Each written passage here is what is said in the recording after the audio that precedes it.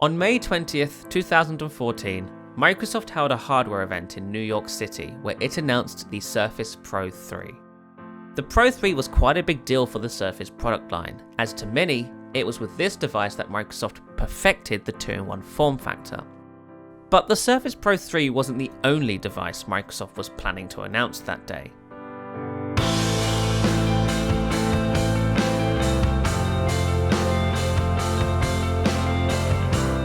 Reports dating back months before the event took place detailed plans around a mini Surface, but the Surface Pro 3 event came and went without a single mention of such device. So what happened? As it turns out, Microsoft was indeed planning to launch a mini Surface, and it really was close to launch. In fact, it was so close that Microsoft had already started boxing up retail units to ship to storefronts, and had already completed all the marketing and support documentation for it as well. Microsoft had even hinted at the device in press invites for the May 20th event, just weeks before said event took place. So Microsoft really were cutting it close to the finish line when it decided to cancel this device. Today, we're going hands-on with that Surface, on video for the first time ever. Known as the Surface Mini, this is your detailed look at what could have been had Microsoft ultimately shipped this product.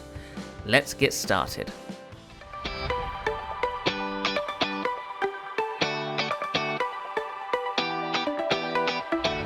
So let's kick things off with the external design.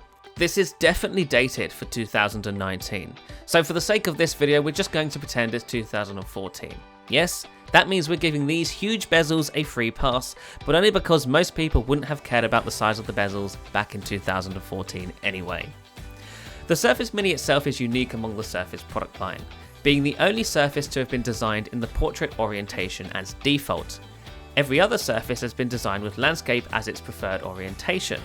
Now, the reason the Surface Mini has been designed in this portrait orientation is because it was designed around taking notes. It, paired with OneNote, is what Microsoft was hoping would be the ultimate note-taking device when on the go. Around the back, it even has an integrated pen loop, which would have let you store the pen alongside the device without losing it so easily.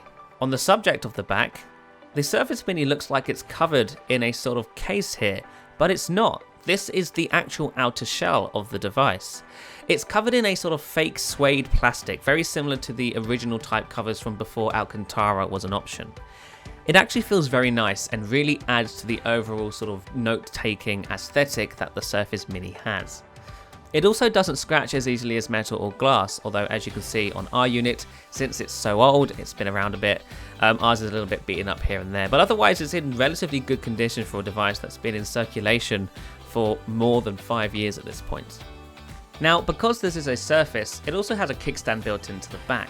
This is a limited 3-positioned kickstand, which is identical to the kickstand found on the non-Pro Surface 3 released in 2015, but it's good for what this device is. It allows you to just set the device down in the landscape orientation and consume content. So if you want to watch a movie or a TV show, or if you just want to scroll through Twitter without having to hold the device in your hands, you can do that with the Surface Mini and its kickstand.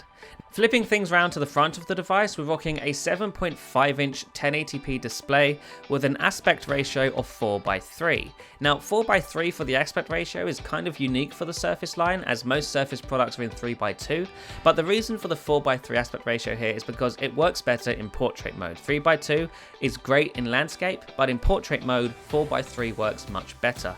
And since this device was designed around being a portrait-oriented device, 4:3 makes much more sense. The display itself is fantastic. It's crisp and clear and gets bright outdoors so you can see all of your content even in daylight. Of course, it also has pen support. It works just fine with the Surface Pro 3's pen and up. And the capacitive home button underneath is a nice addition as well, although this is a feature that was removed in later Surface products. Specs-wise, the Surface Mini is a mixed bag. On the inside, the Snapdragon 800 processor is what powers things, and for the time this was a relatively good processor, especially on a lightweight platform like Windows RT. However, the 1GB of RAM with 32GB of storage is a bottleneck for this device. 1GB of RAM wasn't enough even back then, and that just makes the device feel quite slow. Apps can take a little while to launch, and many apps will need to resume and take a little while to do that as well. Now, Microsoft did have a SKU that doubled the storage to 64GB GB and the RAM to 2 GB, which would have helped things, but I'm not sure if 2 GB of RAM would have been much of an improvement over the 1 GB of RAM on our model specifically. Anyhow, it is a mixed bag. You would have been fine with just 1 or 2 apps at a time, but if you were planning to do multiple things at once, the Surface Mini would have chugged quite a bit. Ports wise, we have a micro USB port, which is kind of gross in 2019, but back in 2014, that was kind of the standard, so it's nothing to complain about here.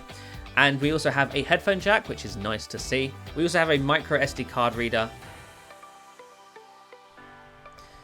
Now, yes, I've avoided the subject long enough. Let's talk about Windows RT. This is a Windows RT device, which even if the Surface Mini had launched, would have killed this product almost instantly, because 6 months-ish later, Microsoft would have announced Windows 10, essentially killing Windows RT entirely.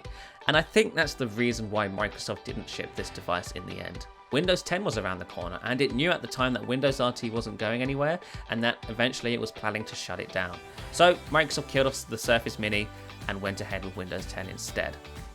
We all know the story of Windows RT. It was a platform that Microsoft was trying to push that essentially locked down Windows 8. You couldn't run your Win32 programs outside of the ones that came bundled with the device, and all of the apps you could get on the device were from the Windows Store only, and the Windows 8 Store wasn't good.